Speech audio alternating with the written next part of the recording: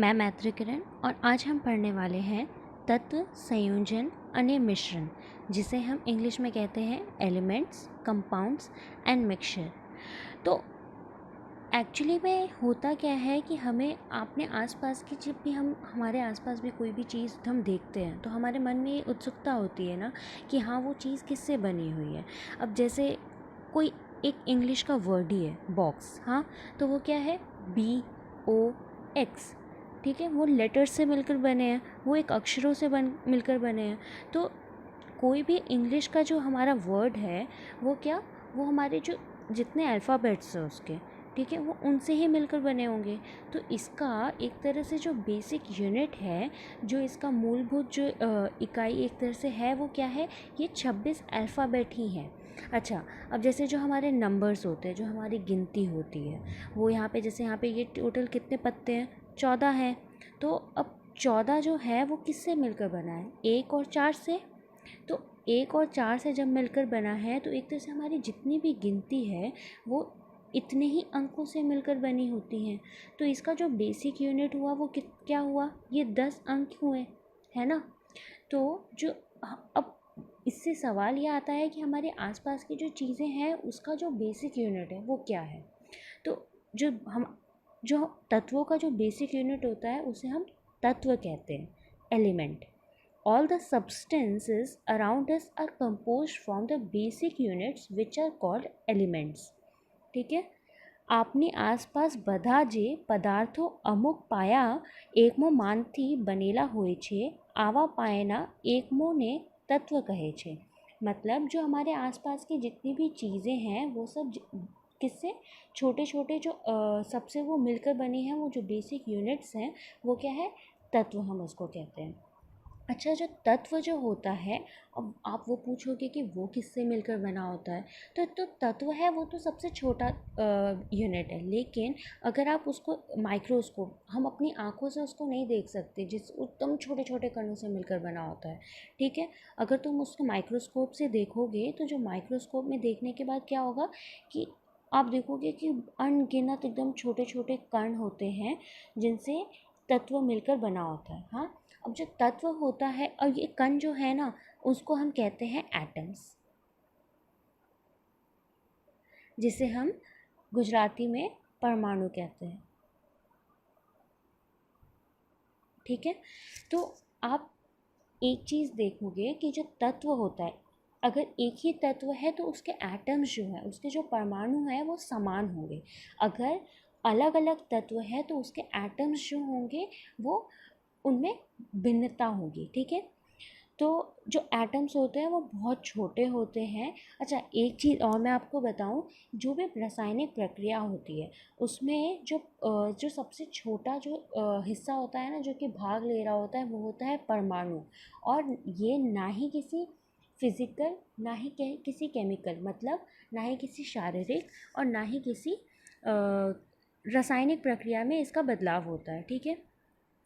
अच्छा, अब देखो, हाँ, क्या होता है जब केमिस्ट्री या फिर हम कोई भी कुछ साइंस, जब हम लोग विज्ञान के बारे में लिखते हैं तो हम बार बार उसका पूरा पूरा नाम नहीं लिखते ना, हम उसको एक छोटे सिंबल के रूप में हम लिखते हैं ताकि टाइम हमारा बचे और कन्वीनियंस रहे पढ़ने में।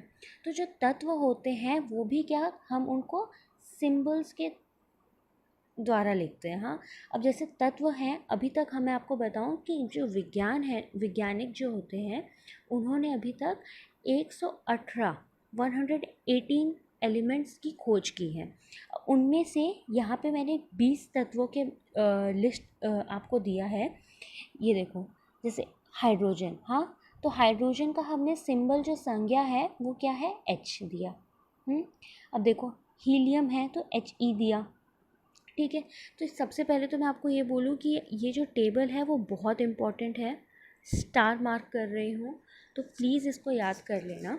अच्छा, अब देखो, जो सिंबल्स लिखने के भी कुछ तरीके हैं, ठीक है। जैसे हाइड्रोजन था तो क्या होता है, अधिकतर जो हमारे सिंबल्स होते हैं, जो संज्ञा होती है यहाँ पे, उसको हम पहले अक्षर से लिख देते हैं। जैसे हाइड्रोजन ही था तो हाइड्रोजन को क्या किया, सिर्फ हमने कैपिटल H से लिख दिया। अच्छा, ये भी याद रखना, जब भी कोई हम सिंबल लिखते हैं तो उसका पहला अक्षर जो होता है उसको हम कैपिटल लिखते हैं। अच्छा, अब आप बोलोगे कि हीलियम और हाइड्रोजन दोनों ही एच से शुरू हो रहा था, तो हमने हाइड्रोजन को ही एच क्यों दिया और हीलियम को एच क्यों नहीं दिया?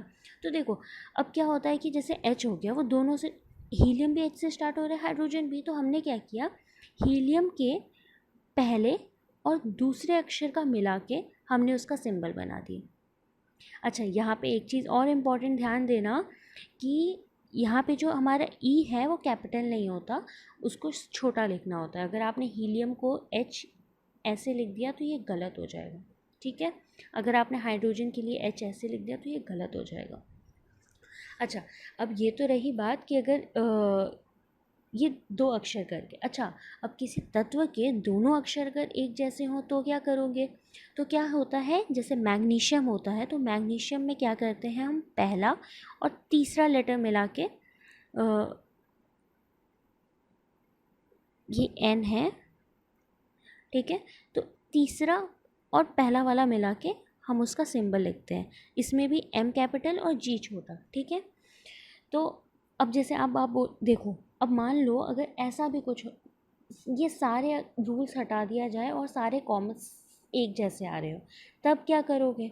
तो क्या होता है कि हम क्या करते हैं, कुछ जो नाम हैं जो हमारे तत्वों के, वो लैटिन नाम में भी होता है, ठीक है। तो लैटिन नेम से हम लोग उस अक्षरों के फर्स्ट लेटर्स या फर्स्ट एंड सेकंड या फर्स्ट एंड थर्ड लेटर्स को ले लेते हैं।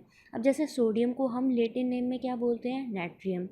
तो नाइट्रियम से हमारे पास उसका सिंबल आया एन ए, ध्यान रखना मैंने एन कैपिटल लिखा है, ए स्मॉल। अब पोटेशियम, अब आप देखो पोटेशियम का जो सिंबल होता है वो के, भला के कैसे आया? तो उसका जो लैटिन नेम है वो क्या है, कैलियम, ठीक है। आप भले लैटिन नेम याद ना हो, लेकिन आपको उसके तत्वों के नाम और उसकी सिंबल, उसकी संज्ञा, वो आपको याद करना चाहिए, ठीक है। आगे की क्लासेस में आपको बहुत ही काम आएगा। अच्छा, अब देखो, अब जो तत्व होते हैं या जो भी पदार्थ होते हैं आसपास, ठीक है, वो किससे, एक तरह से उसमें दो बदलाव आते हैं। अब जैसे मान लो ये एक कागज़ का टुकड़ा है, हाँ, मैंने क्या किया, इस कागज़ के टुकड़े को ऐसे फाड़ दिया, दो हिस्सों में फाड़ दिया, तो मुझे क्या हुए, छोटे छोटे टुकड़े मिल गए इसके। अच्छा, अब मैं आपसे ये पूछना चाहती हूँ कि क्या इसके गुणधर्म चेंज होंगे, क्या इसके गुणधर्म में बदलाव आएगी? नहीं, इसका क्या होगा, आकार छोटा हो जाएगा। लेकिन आप जिस तरीके से इस कागज़ पे लिख सकते थे, उसी हिसाब से आप इस छोटे छोटे कागज़ों पे भी लिख सकते हो, ठीक है। तो जब इस तरीके के जो बदलाव होते हैं, हम उसको क्या कहते हैं, फिज़िकल चेंज। यहाँ पे मैं लिख देती हूँ, ऐसे बदलावों को हम फिज़िकल चेंज कहते हैं।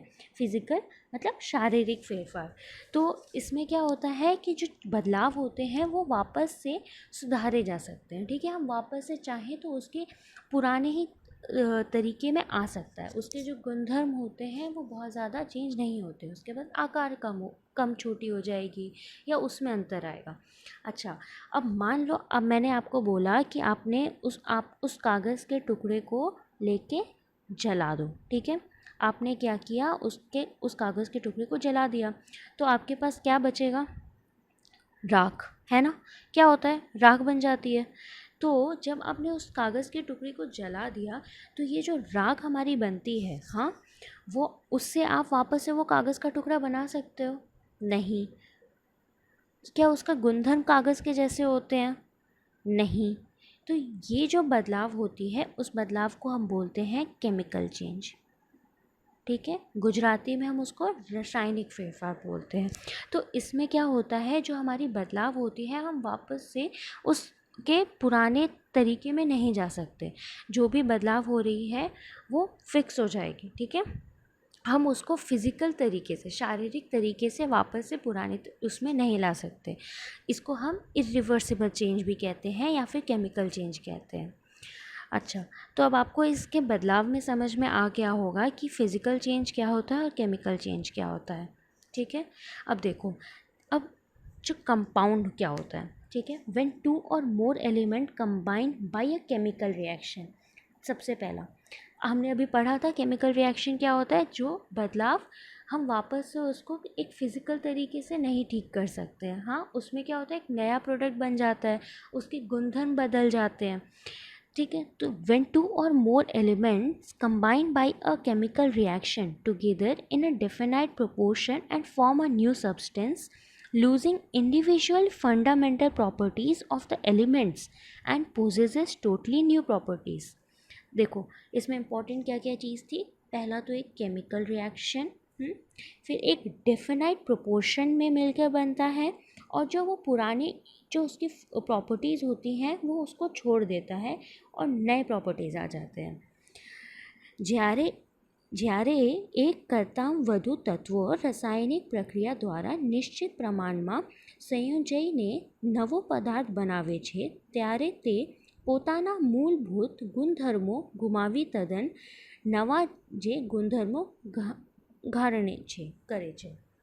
ठीक है, तो जो कंपाउंड होता है उसका क्या होता है, नए जो उसके गुणधर्म होते हैं वो वापस से नए हो जाते हैं, और वो पुराने जो तत्व, जैसे दो तत्व अगर मिलकर बने हैं तो उसके जो गुणधर्म होंगे कंपाउंड का वो अलग होगा। अच्छा, इसके एक एग्जांपल के लिए मैं आपको पानी क्या है, एक कंपाउंड है। ठीक है, पानी एक कंपाउंड है, उसका जो सिंबल होता है वो होता है H2O, पानी, जल। ठीक है, हम इसे नीर के नाम से भी जानते हैं।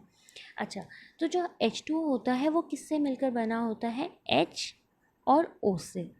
ठीक, तो जो H होता है वो क्या होता है, वो उसमें आग बहुत आसानी से लग सकती है। ठीक है, और जो ऑक्सीजन होता है जिसका सिंबल O होता है, वो क्या होता है, वो आग लगाने में मदद करता है।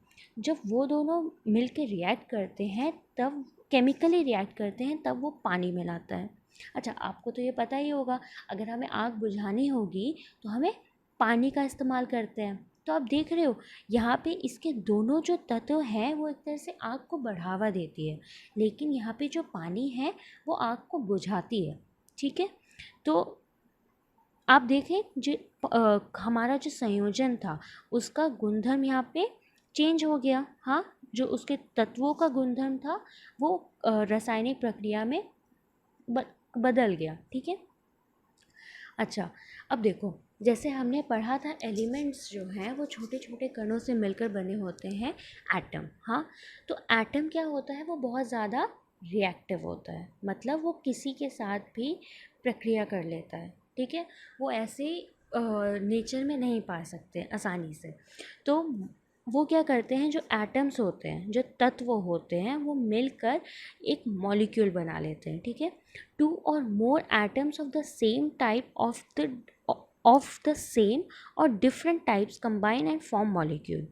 ठीक है, जे के तेवी વધુ સમાન અથવા ભિન્ન પરમાણુઓ એકબીજ સાથે સંયોજાઈને અણુની રચના કરે છે। ठीक है, मतलब ज़रूरी नहीं है जो एटम्स हैं वो एक ही तत्व के हों, वो अलग अलग तत्वों के भी मिलकर अणु की रचना कर सकते हैं। ठीक है, और ऐसा भी नहीं है कि वो दोनों अलग अलग तत्वों के ही होने चाहिए, वो एक अणु के भी एक परमाणु के से भी अणु की रचना कर सकते हैं। ठीक है, तो जो कंपाउंड का जो सबसे छोटा जो एक तरह से आप बोलोगे जो कंपाउंड है, अगर तो कंपाउंड का जो सबसे छोटा वो क्या होगा, मॉलिक्यूल होगा, अणु।